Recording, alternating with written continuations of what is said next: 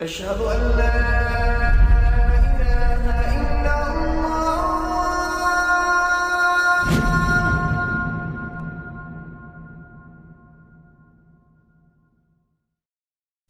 Raindrops media পরিবেশিত audio lecture series সংকটে নারীত্ব। এই সিরিজে আলোচনার বিষয় আধুনিক জীবনের নারী, নারীত্ব, নারীবাদ এবং এ নিয়ে যা কিছু সৃষ্ট সংকট। আগেকার নারীরা কেমন ছিল, এখন কেমন আছে এবং কোন পথে নারীদের কল্যাণ, সেসব নিয়ে বিস্তারিত আলোচনা হবে ইনশাআল্লাহ। আলহামদুলিল্লাহ ওয়াসসালাতু ওয়াসসালামু আলা সাইয়্যিদিনা মুহাম্মদ ওয়া আলা আলিহি ওয়া সাহবিহি ওয়াসাল্লাম তাসলিমান কাসীরা। নারীবাদকে সংজ্ঞায়িত করতে গিয়ে অনেকে বলেন এটি একটি রাজনৈতিক মতবাদ, আবার অনেকে বলেন এটি একটি সামাজিক আন্দোলন। রাজনৈতিক মতবাদ কিংবা সামাজিক আন্দোলন যেটাই হোক না কেন, বর্তমানে আমরা নারীবাদকে যেভাবে একটি মতাদর্শ হিসেবে দেখি তার ইতিহাস খুব বেশি পুরনো নয়। গত শতকের ইংরেজি 60-70-এর দশক থেকে নারীবাদ একটি পৃথক মতবাদ হিসেবে আবির্ভূত হয়েছে। সেই সময়টা কতটা কাছের সেটা বোঝার জন্য আমরা আরেকটি তথ্য উপস্থাপন করতে পারি। 60-70 দশকের শীর্ষ নারীবাদীদের অনেকেই এখনও জীবিত কিংবা খুব অতি সম্প্রতি তারা মারা গেছেন। কাজেই এটা খুব বেশি দিন আগের কথা নয়। এই সময়ের আগে নারীবাদ একটি পৃথক আইডিওলজি ছিল না। 60-70-এর দশকের আগে পশ্চিমে নারীরা কিছু আইনগত অধিকার আদায়ের জন্য আন্দোলন করেছিলেন। সংক্ষিপ্ত ইতিহাস হচ্ছে ততটুকুই। এখন আজকের পর্বে আমরা আলোচনা করব নারীবাদের ইতিহাস সম্পর্কে। কেন পশ্চিমে ঘটে যাওয়া এই মুভমেন্ট বা আন্দোলনের ইতিহাস আমরা জানব। অন্যতম কারণ হচ্ছে বর্তমানে এটাই সেই সব ডমিন্যান্ট বা প্রভাবশালী আইডিওলজির অন্তর্ভুক্ত যেগুলো নানাভাবে ইসলামের সাথে সংঘাতে লিপ্ত, এবং নারীবাদ ব্যাপকভাবে আমাদের ব্যক্তি জীবন থেকে সামাজিক জীবন থেকে শুরু করে রাষ্ট্রীয় জীবন পর্যন্ত প্রভাবিত করছে। নারীবাদ কি বলে, কেন নারীবাদ সম্পর্কে জানা প্রয়োজন, নারীবাদী আকিদার 6টি মৌলিক পয়েন্ট, এগুলো সম্পর্কে আমরা প্রথম পর্বেই আলোচনা করেছি।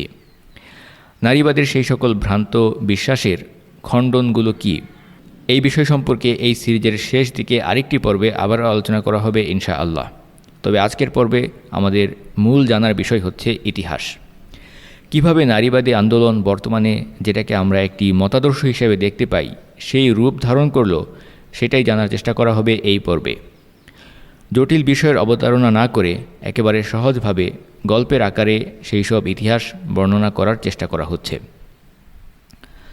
মানবজাতির ইতিহাস হাজার হাজার বছরের পুরনো ইতিহাস। মানবজাতির ইতিহাস শুরু হয়েছে সাইয়্যিদনা আদম আলাইহিস সালামের মাধ্যমে। মানবজাতির ইতিহাস হচ্ছে আম্বিয়া আলাইহিমুস সালাম বা নবী রাসূলদের ইতিহাস। সেটাই হচ্ছে ইতিহাসের মূল ধারা। যে কারণে আমরা দেখতে পাই আল্লাহ তাআলা কুরআনের প্রায় 3 ভাগের 1 ভাগ বা 1/3 অংশ জুড়ে পূর্ববর্তী নবীদের বিভিন্ন শিক্ষণীয় ঘটনা উল্লেখ করেছেন। কাজেই নিঃসন্দেহে ইতিহাস জানার প্রয়োজনীয়তা আছে, এবং এই ইতিহাসকে জানতে হবে এবং বুঝতে হবে নবী রাসূলদের ইতিহাসের আলোকে। এমন কোনো জনপদ নেই, এমন কোনো এলাকা নেই যেখানে আল্লাহ তাআলা সতর্ককারী নবী রাসূল পাঠাননি। প্রত্যেক জনপদে আল্লাহ তাআলা নবী রাসূল পাঠিয়েছেন এই মর্মে যে একমাত্র আল্লাহর ইবাদত করা হবে এবং তাগুতকে বর্জন করা হবে। এটাই হচ্ছে মানবজাতির দীর্ঘ ইতিহাসের মূল কথা বা সার কথা। সেই দীর্ঘ ইতিহাসের দিকে না গিয়ে আমরা আমাদের আলোচনার সাথে যেটা প্রাসঙ্গিক, নারীবাদের ইতিহাস সম্পর্কে জানতে গিয়ে আমাদের আলোচনা শুরু হবে ইতিহাসের একটি টার্নিং পয়েন্ট বা যুগ সন্ধিক্ষণ থেকে। সেটা হচ্ছে যখন থেকে ইউরোপে ধর্মকে বাদ দিয়ে মানবরচিত মতবাদ দিয়ে দেশ, রাষ্ট্র, সমাজ, পরিবার, অর্থনীতি, এক কথায় সব কিছু পরিচালনা করার সিদ্ধান্ত নেওয়া হলো, আমরা সেখান থেকে আমাদের আলোচনা শুরু করব। অর্থাৎ যখন থেকে ওহীর নির্দেশনা বাদ দিয়ে মানুষের বুদ্ধি বিবেককেই সব কিছুর চূড়ান্ত ফয়সালাকারী, সিদ্ধান্তদাতা, আইন হিসেবে গ্রহণ করা শুরু হলো, সেটাই হচ্ছে বর্তমান সময়ের ইতিহাসের একটি গুরুত্বপূর্ণ টার্নিং পয়েন্ট। মধ্যযুগে এবং বর্তমানেও ইউরোপের প্রধান ধর্ম হচ্ছে খ্রিস্ট ধর্ম। খ্রিস্টানরা যাকে মানার দাবি করে সেই ঈসা আলাইহিস সালাম, তিনি এসেছিলেন ফিলিস্তিনের জেরুজালেম এলাকায়। জেরুজালেম, শাম এবং মিশর, এই সকল এলাকায় ছিলেন তিনি। ঈসা আলাইহিস সালামের জীবদ্দশাতেই ইহুদিদের মাধ্যমে তার অনুসারীরা, যাদেরকে আমরা বর্তমানে খ্রিস্টান বলে ডাকি, তারা নির্যাতিত হচ্ছিল। এক পর্যায়ে ইহুদিরা সাইয়্যিদিনা ঈসা আলাইহিসসালামকে হত্যার চক্রান্ত করল সেখানকার শাসক গোষ্ঠী রোমানদের সাথে মিলে। রোমানরা তখন বাইজেন্টাইন সাম্রাজ্যের মাধ্যমে মিশরের সেই সকল এলাকা, ফিলিস্তিন এগুলো শাসন করত। এরপরের ইতিহাস হচ্ছে একসময় ইউরোপে খ্রিস্টধর্ম প্রবেশ করল, কিন্তু সেটা ঈসা আলাইহিসসালামের আরও কয়েকশো বছর পরের ঘটনা। প্রথম দিকে খ্রিস্টধর্ম সীমাবদ্ধ ছিল পূর্ব বাইজেন্টাইন সাম্রাজ্যের সেই এলাকায়। ইউরোপে যখনই খ্রিস্টধর্ম প্রবেশ করল ততদিনে খ্রিস্টধর্ম তাওহীদ থেকে বহু দূরে বিকৃত হয়ে গেছে, সেখানে শিরক, কুফর, নানা রকম বিষয় প্রবেশ করেছে। অর্থাৎ আল্লাহর নবী এবং রাসূল ঈসা আলাইহিসসালাম যে তাওহীদের বাণী প্রচার করেছেন সেই খ্রিস্টধর্ম কখনোই ইউরোপের লোকেরা পায়নি। তারা পেয়েছে পরবর্তী সময়ে তাদের একজন সাধু পুরুষ সেন্ট পলের প্রচারিত ধর্ম। খ্রিস্টধর্ম ইউরোপে আসার আগে ইউরোপের মানুষ ছিল পৌত্তলিক, তারা ছিল মুশরিক, কেউ কেউ ছিল প্রকৃতি পূজারী। আবার যতদিনে ইউরোপের লোকেরা খ্রিস্টধর্ম গ্রহণ করল তখনও সেটা শিরকের ধর্মে রূপান্তরিত হয়ে গেছে। সংক্ষিপ্ত ইতিহাস হচ্ছে 325 খ্রিস্টাব্দে রোমান সম্রাট কনস্টান্টিনের সময়ে খ্রিস্টানরা একটি মহা সম্মেলনের আয়োজন করেছিল এবং সেই সম্মেলনের মাধ্যমে তারা তাদের ধর্মযাজকরা আনুষ্ঠানিকভাবে ত্রিত্ববাদ বা ট্রিনিটিকে খ্রিস্ট ধর্মের মৌলিক বিশ্বাস হিসেবে স্বীকৃতি দিল। সুতরাং তখন থেকে অফিসিয়ালি খ্রিস্টধর্ম এই শিরককে তাদের প্রধান অবস্থান বলে গ্রহণ করে নিল। বর্তমানে ইউরোপের বড় বড় দেশ যেমন ব্রিটেন, জার্মানি এবং ফ্রান্স, এইসব দেশে খ্রিস্টানদের ধর্মীয় বিজয় এসেছে আরও কয়েকশো বছর পরে। 590 খ্রিস্টাব্দে যখন গ্রেগরি প্রথম পোপ নির্বাচিত হন, তার সময় থেকে শুরু করে 800 খ্রিস্টাব্দ পর্যন্ত সময়টাকে বলা হয় খ্রিস্টধর্মের অন্ধকার যুগ। এই 800 খ্রিস্টাব্দের দিকে এসে ইউরোপের পশ্চিমাঞ্চলে খ্রিস্টধর্মের প্রচার শুরু হয়, যার ফলশ্রুতিতে একসময় পুরো ইউরোপ খ্রিস্টান হয়ে যায় এবং এটা ঘটেছে প্রায় 400 বছর সময়ের ব্যাপ্তির মধ্যে। সুতরাং রাসূলুল্লাহ সাল্লাল্লাহু আলাইহি ওয়াসাল্লামের সময়ে যারা খ্রিস্টান ছিল তারা কিন্তু পশ্চিম ইউরোপের বাসিন্দা ছিল না। তাদের বসবাস ছিল মূলত রোমান সাম্রাজ্যের অন্তর্ভুক্ত সেই পূর্ব বাইজেন্টাইন সাম্রাজ্যে, সেটাই ছিল তাদের বিচরণস্থল। আর ইউরোপে খ্রিস্টধর্ম প্রবেশ করেছে আরও পরে। যুগে যুগে খ্রিস্টানরা বিভিন্ন দল উপদলে, বিভিন্ন গ্রুপে বিভক্ত হয়েছে। তাদের মধ্যে নানা ধরনের আদর্শিক এবং সরাসরি সংঘাতও দেখা গেছে। মধ্যযুগে খ্রিস্টানদের প্রধান অংশ ছিল ক্যাথলিক। পরবর্তীতে তাদের বিরুদ্ধে খ্রিস্টান ধর্মের আরেকটি বড় অংশ প্রোটেস্টানদের উত্থান ঘটে রিফরমেশন আন্দোলনের মাধ্যমে, যে আন্দোলনের নেতা ছিলেন মার্টিন লুথার সিনিয়র। তবে রিফরমেশন এটা ছিল রেনেসা পরবর্তী যুগের ঘটনা। রেনেসা, রিফরমেশন এবং এরপর এসেছে এনলাইটেনমেন্ট। এই কথাগুলোর মানে কি? রেনেসা একটি ফরাসি শব্দ যার অর্থ হচ্ছে পুনর্জন্ম। ইউরোপের মধ্যযুগের ইতিহাসে 200 বছরের মধ্যে অর্থাৎ 1400 সাল থেকে 1600 সালের মধ্যে নানা ধরনের পুনর্জাগরণমূলক আন্দোলন ঘটে, যেটাকে বর্তমানে রেনেসা বলা হয়। এই আন্দোলন ছিল তাদের সাহিত্য এবং শিল্পের মধ্যে, বিভিন্ন বৈজ্ঞানিক বিষয়ে, আইন কানুনের ক্ষেত্রে, শিল্প এবং স্থাপত্যের মধ্যে। এই সকল বিষয়ে নতুন ধর্মীয় এবং রাজনৈতিক ধারণার প্রবর্তন ঘটতে থাকে। সামগ্রিকভাবে এই বিপ্লবকেই বলা হয়ে থাকে রেনেসা, পুনর্জন্ম বা নবজাগরণ। মধ্যযুগে ইউরোপের ইতিহাসের একটি বড় অংশ হচ্ছে খ্রিস্ট ধর্মের বিভিন্ন ধর্মীয় কোন্দল, সংঘাত এবং যুদ্ধ। ইউরোপের সেই ধর্মীয় যুদ্ধ 1522 থেকে 1712 সাল পর্যন্ত বিস্তৃত। খ্রিস্টানদের বিভিন্ন দল উপদলের মধ্যে এই যে বিভক্তি, যুদ্ধ, কলহ, কোন্দল, এই সকল বিষয়ে বিরক্ত হয়ে একসময় ইউরোপের লোকেরা সিদ্ধান্ত নিল তারা ধর্মীয় বিধানগুলোকে তাদের জীবন থেকে এক পাশে সরিয়ে রাখবে।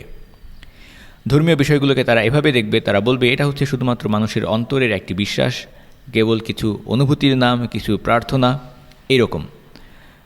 যে কারণে বর্তমানেও সেই সকল কথার প্রতিধ্বনি আমরা শুনতে পাই। তারা বলে ধর্ম যার যার ব্যক্তিগত ব্যাপার, ধর্ম যার যার মনের ব্যাপার, বিশ্বাসের ব্যাপার, সবখানে ধর্ম টেনে আনতে হবে কেন?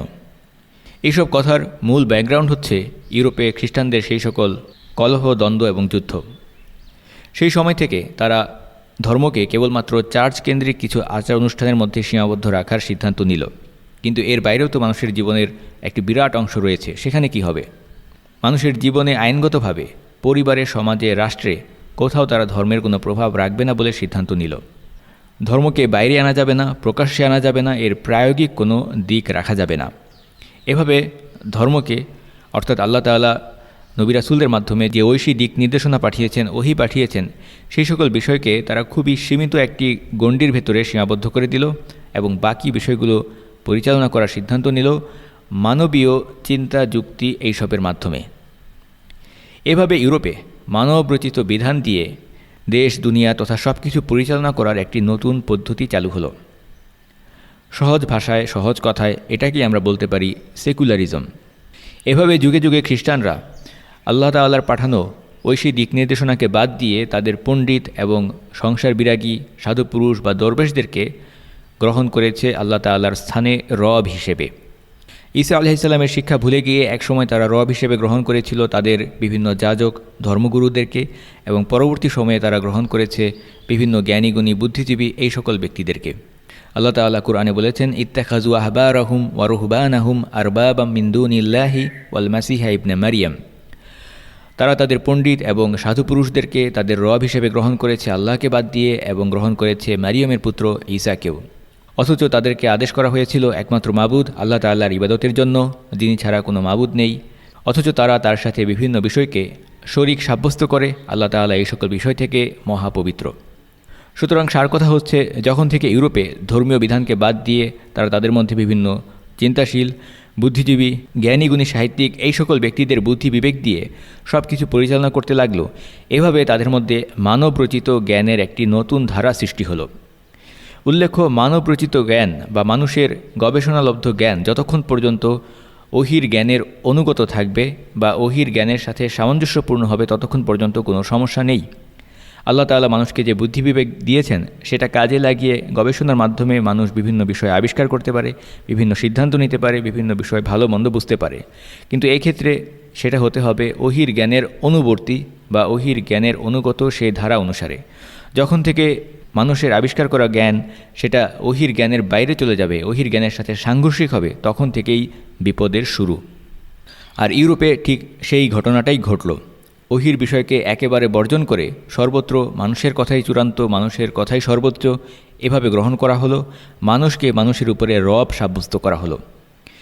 এই অবস্থাকেই ইউরোপের লোকেরা নাম দিল, এটা হচ্ছে ইউরোপের ধর্মীয় অন্ধকার যুগের অবসান বা আলোকপ্রাপ্তি, যেটাকে ইংরেজিতে বলে এনলাইটেনমেন্ট।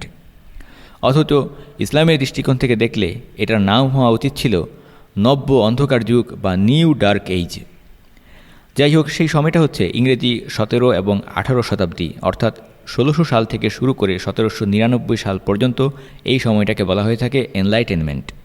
ইউরোপে যখন এনলাইটেনমেন্ট ঘটল, তখন একদিকে ফ্রান্সে চলছিল ফরাসি বিপ্লব, যার ব্যাপ্তি ছিল 1787 সাল থেকে 1799 সাল পর্যন্ত বা 18 শতাব্দীর একেবারে শেষের অংশে।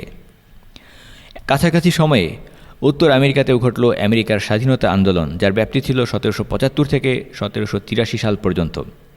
এইসব আন্দোলনের যারা নেতৃত্বস্থানীয় ব্যক্তি ছিলেন, সেই সব চিন্তাবিদ এবং দার্শনিকরা, অর্থাৎ সেকুলারিজম ধর্মের যারা আলেম, তাদের মধ্যে বিভিন্ন বিষয়ে আলাপ আলোচনা চলছিল।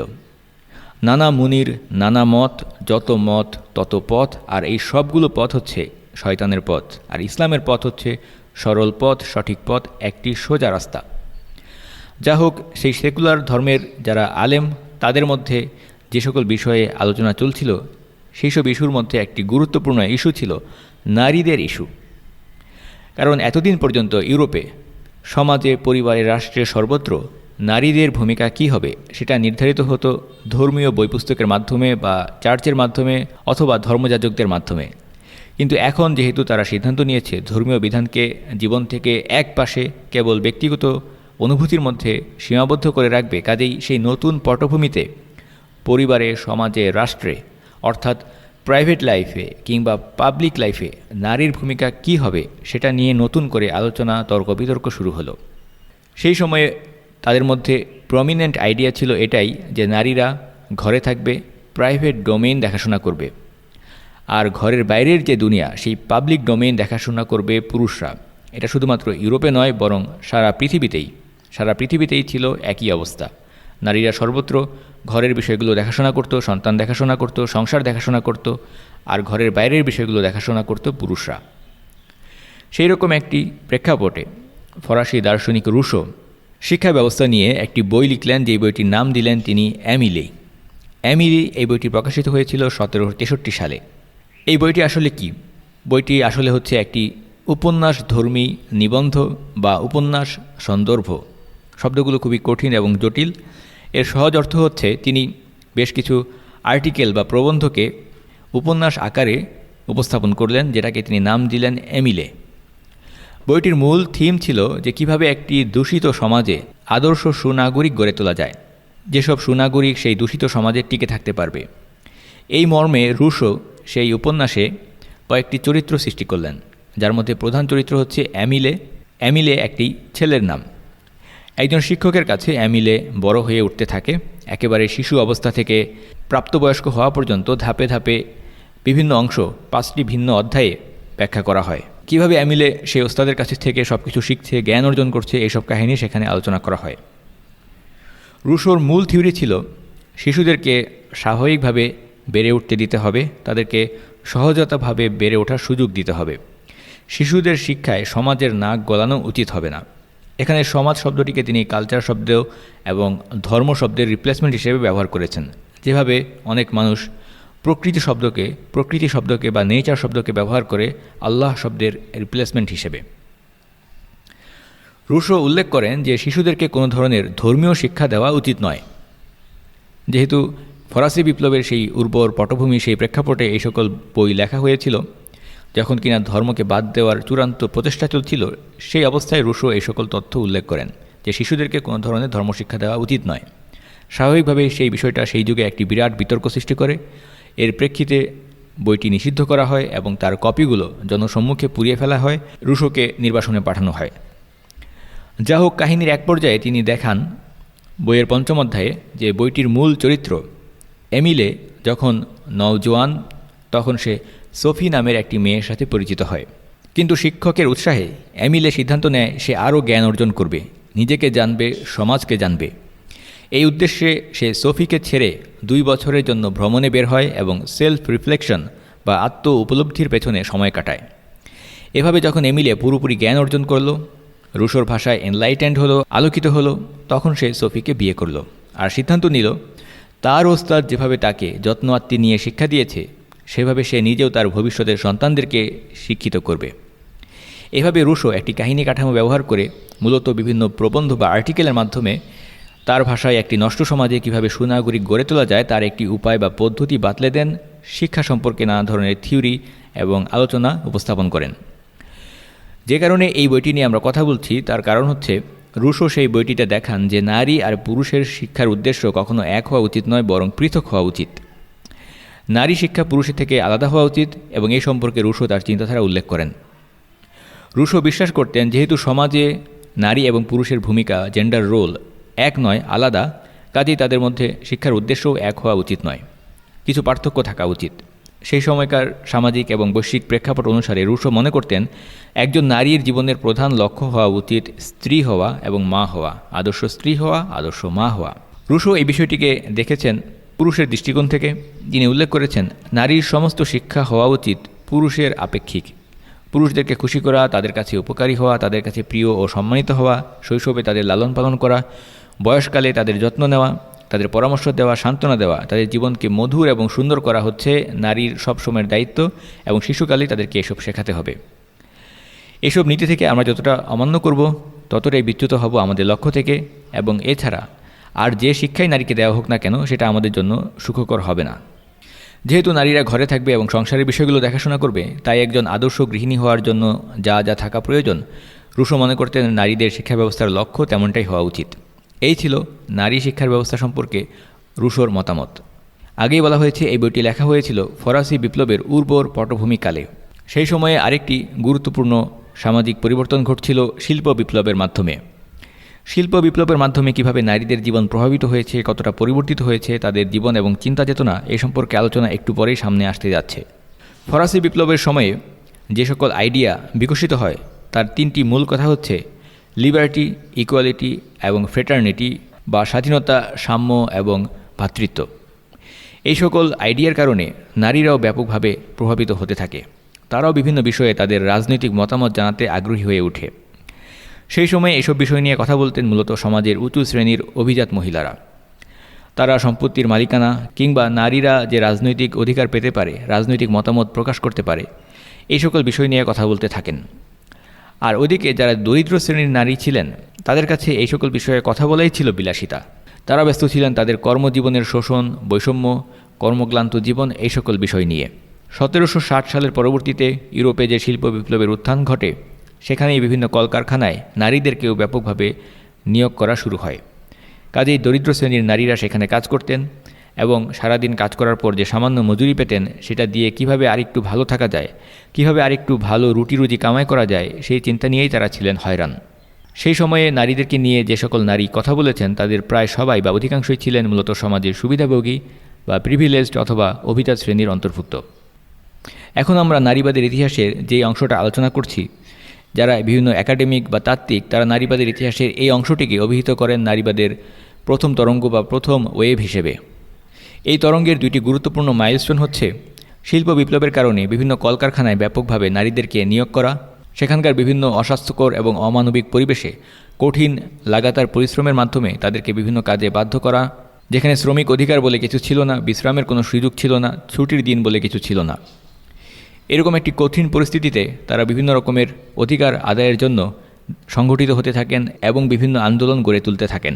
এর ধারাবাহিকতায় সেখানে বিভিন্ন ধরনের শ্রমিক আন্দোলন বা লেবার মুভমেন্ট গড়ে ওঠে, বিভিন্ন লেবার সংগঠন গড়ে উঠতে থাকে। এটা ধীরে ধীরে সেই সকল কর্মজীবী শ্রমিক শ্রেণীর নারীদেরকে তাদের অধিকার সম্পর্কে সচেতন করে তুলতে থাকে। এরই ধারাবাহিকতায় পরবর্তী স্টেপ হচ্ছে রাজনৈতিক সচেতনতার সৃষ্টি হওয়া। এইসব আন্দোলনের মাধ্যমে তারা একসময় তাদের রাজনৈতিক অধিকার এবং আইনগত অধিকার আদায়ের জন্য ইউরোপ, আমেরিকার বিভিন্ন দেশে তথা পশ্চিমের দেশগুলোতে আন্দোলন করতে থাকেন। একসময় ভোটাধিকার দাবি করেন, রাজনীতিতে অংশগ্রহণের দাবি করেন। এরপর সংক্ষিপ্ত ইতিহাস হচ্ছে প্রথম বিশ্বযুদ্ধের পর বা 1920 সালের পর থেকে পশ্চিমের বিভিন্ন দেশে ধীরে ধীরে নারীদেরকে ভোটাধিকার দেওয়া হতে থাকে। একেবারে অল্প কথায় এটাই হচ্ছে নারীবাদের প্রথম তরঙ্গের সামারি। তবে এই বিষয়টিকে এতটা সহজভাবে ছেড়ে দিলে হবে না, আমাদেরকে এর ভেতরে প্রবেশ করতে হবে, এর গভীরতায় প্রবেশ করতে হবে। সেই কারণে আমরা যেখান থেকে আলোচনার একটু বিরতি নিয়েছিলাম, ঠিক সেই জায়গাটিতে আবার ফেরত যাচ্ছি, অর্থাৎ এনলাইটেনমেন্টের মাধ্যমে ফরাসি বিপ্লবের উত্থানকাল। সেই সময়কার চিন্তাবিদ এবং দার্শনিকদের মধ্যে আলোচনা চলছিল যে সমাজে নারীদের অবস্থান কেমন হওয়া উচিত। সমাজের উচ্চ শ্রেণীর অভিজাত মানুষরা সন্ধ্যাবেলায় বিভিন্ন জায়গায় একত্রিত হয়ে এইসব বিষয়ে আলোচনা করত। সেই সব গ্যাদারিংকে বলতো সেলুন। আর সেই সকল অনানুষ্ঠানিক গ্যাদারিংয়ের হোস্ট হিসেবে দায়িত্ব পালন করতেন বিভিন্ন অভিজাত নারীরা। নারী পুরুষের আলাদা সার্কেল ছিল। সেলুন শব্দটা চিন্তা করলেই বর্তমানে আমাদের সামনে ছবি ভেসে ওঠে, যেখানে মানুষ চুল কাটায়, অর্থাৎ নাপিতের দোকান। কিন্তু 18 শতকের শেষ দিকে ফ্রান্সে সেলুন শব্দের অর্থ ছিল কারো বাড়িতে গিয়ে গ্যাদারিং করা, আলাপ আলোচনা করা, সেখানে বিভিন্ন বিষয়ে বুদ্ধিজীবীরা মতামত দিবে, বিজ্ঞান থেকে শুরু করে রাজনীতি পর্যন্ত ইত্যাদি। শাব্দিক অর্থে সেলুন শব্দের উৎপত্তি ইতালিয়ান ভাষা থেকে, যার অর্থ বড় আকারের রিসেপশন হল বা বড় আকারের সালা বা রুম বা কক্ষ। অভিজাত মহিলারা সেই সময় নিজেদের ব্যক্তিগত কক্ষে বা বেডরুমে এই ধরনের সমাবেশের আয়োজন করতেন, যেখানে শুধুমাত্র মহিলারাই অংশ নিতেন আলাপচারিতায়। চেয়ার টুল পাতা হতো, একসাথে তারা বসতেন, এক ধরনের অনানুষ্ঠানিক সমাবেশ। অনেকটাই বলা যায় যেন এটা ছিল এক ধরনের স্কুল বা বিশ্ববিদ্যালয়ের ক্লাসরুমের মতো। এনলাইটেনমেন্ট থেকে যে সকল চিন্তাধারা এবং দর্শন সৃষ্টি হয়েছিল, সেগুলো নিয়ে সেখানে বুদ্ধিভিত্তিক আলাপ আলোচনা চলত। ফলে এই সেন্টারগুলো, এই সেলুনগুলো নারীদের জন্য কিংবা পুরুষদের যে সকল আলাদা গ্যাদারিং ছিল, সেগুলো এক একটি অনানুষ্ঠানিক শিক্ষা কেন্দ্রে পরিণত হয়।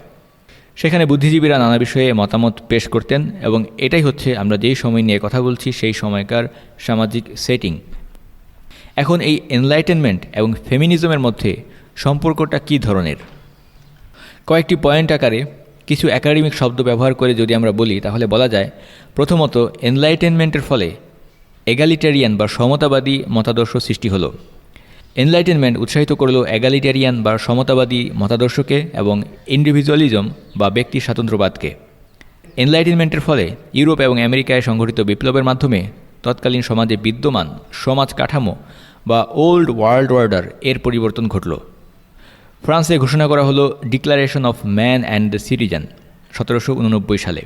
সেখানে ঘোষণা করা হলো man are born and remain free and equal in rights, অর্থাৎ জন্মগতভাবেই মানুষ মুক্ত এবং স্বাধীন আর অধিকারের দৃষ্টিতে তারা সবাই সমান। যেসব বিষয়ের মাধ্যমে পুরুষদের অধিকারের সংজ্ঞা নির্ধারিত হলো, সেই সকল ঘোষণার মাধ্যমে নারী অধিকারের ব্যাপারে কিছু নির্ধারিত হলো না কেন? অথবা যেমনটা দাবি করা হয়, সেই সময়কার নারী চিন্তাবিদদের মধ্যে কেউ কেউ বলতে লাগলেন যে এই সকল অধিকার এবং ঘোষণাপত্রের মাধ্যমে নারী এবং পুরুষের মধ্যে অধিকারের পার্থক্য ঘোষণা করা হয়েছে, জেন্ডার ডিফারেন্স আরও বৃদ্ধি পেয়েছে। এই অবস্থায় ফরাসি নাট্যকার এবং অ্যাক্টিভিস্ট অলিম্পে ডি গজেস এবং মেরি উলস্টনক্রাফট এনলাইটেনমেন্টের মূল্যবোধের আলোকে দাবি জানান, ইকুয়ালিটি যদি এনলাইটেনমেন্টের মূল ভিত্তি হয়, তাহলে নারী আর পুরুষের মধ্যেও ইকুয়ালিটি বা সমতা প্রতিষ্ঠা করা নয় কেন? এই অবস্থায় 1789 সালে যখন declaration of man and citizen ফ্রান্সে ঘোষণা করা হলো এবং ঘোষণা করা হলো man are born and remain free and equal in rights, তখন পরবর্তী বছরে 1790 সালে নারী নাট্যকার এবং অ্যাক্টিভিস্ট অলিম্পে ডি গজেস তিনি প্রকাশ করেন declaration of rights of women and female citizen. এর মাধ্যমে তিনি নারী পুরুষের সমান আইনগত অধিকার দাবি করেন। আর এর 2 বছরের মধ্যে পেশাদার ব্রিটিশ লেখিকা মেরি উলস্টনক্রাফট রচনা করেন vindication of the rights of women. আর এই বইটি রচনার মূল অনুপ্রেরণা তিনি গ্রহণ করেছিলেন ফরাসি বিপ্লব থেকে। এর আগে মেরি উলস্টনক্রাফট 1787 সালে আরেকটি বই প্রকাশিত করেছিলেন, যার নাম হচ্ছে thoughts on the education of daughters, বা কন্যা শিশুদের শিক্ষার ব্যাপারে ভাবনা। এই বইটি লেখা হয়েছিল রুশোর সেই এমিলি বইয়ের জবাবে। এবার আমরা মেরি উলস্টনক্রাফটের লেখা vindication of the rights of women এই বইটি নিয়ে কিছু কথা বলবো। এই বইটি নিয়ে কথা বলা দরকার এই কারণ এই বইটিকে বিবেচনা করা হয় নারী আন্দোলনের একটি গুরুত্বপূর্ণ মাইলফলক হিসেবে। এই বইটিকে ধরা হয়ে থাকে আধুনিক ইতিহাসে নারীবাদের উপরে লেখা প্রথম একাডেমিক বই হিসেবে, প্রথম পলেমিক ডিসকোর্স।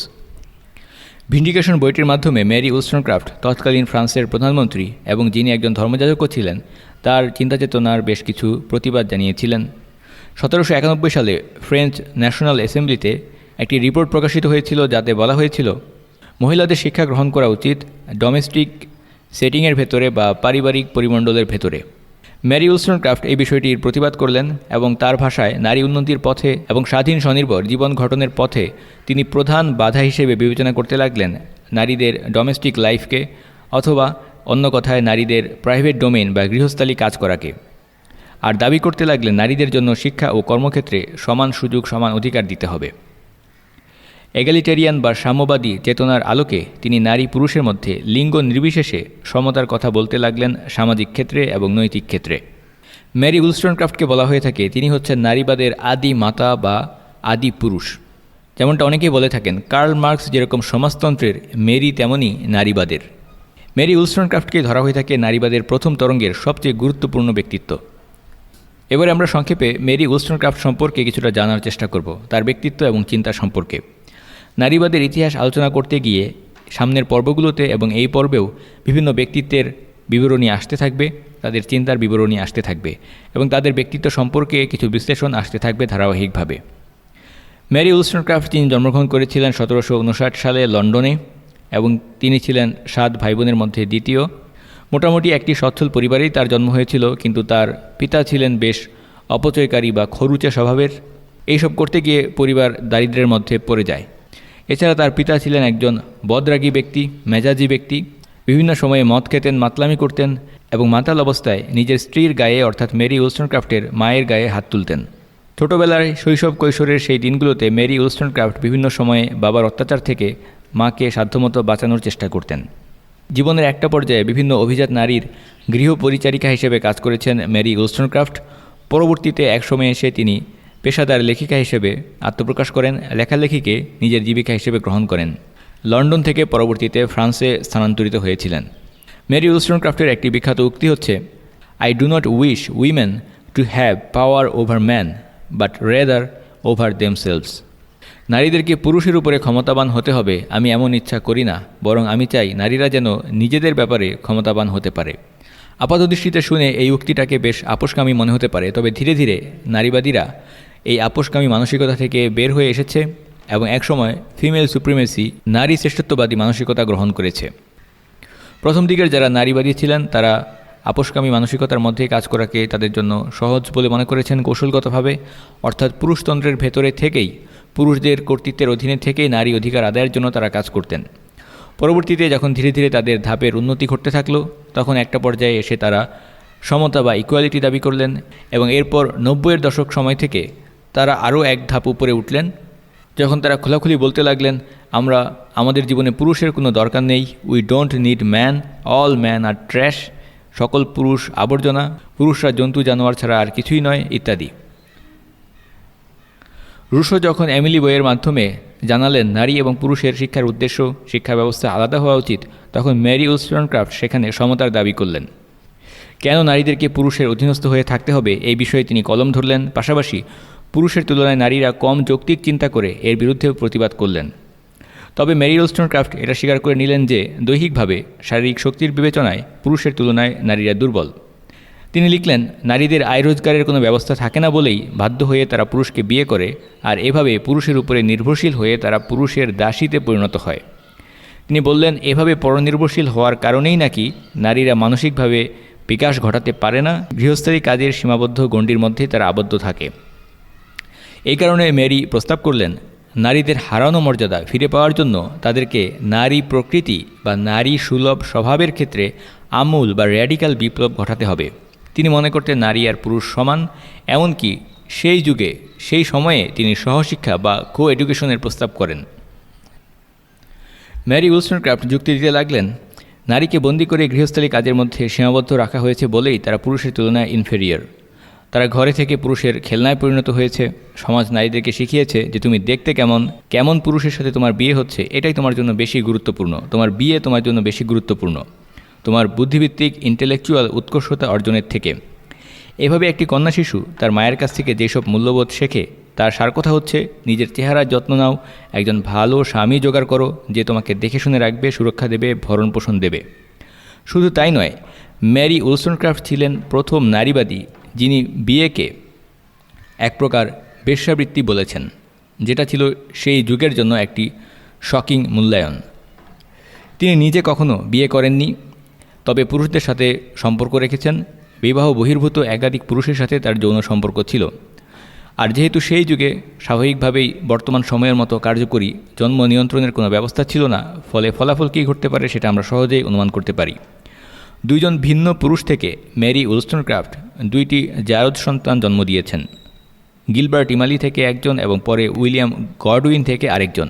এভাবে এই প্রথা বিরুদ্ধ জীবন এবং বিতর্কিত রচনার জন্য সেই সময়ে অনেক মানুষই তার সমালোচনা করেছেন। সেই সব সমালোচকদের মধ্যে একজন মেরি উলস্টনক্রাফটকে পেটিকোট পরা হায়েনা বলে আখ্যায়িত করেছেন।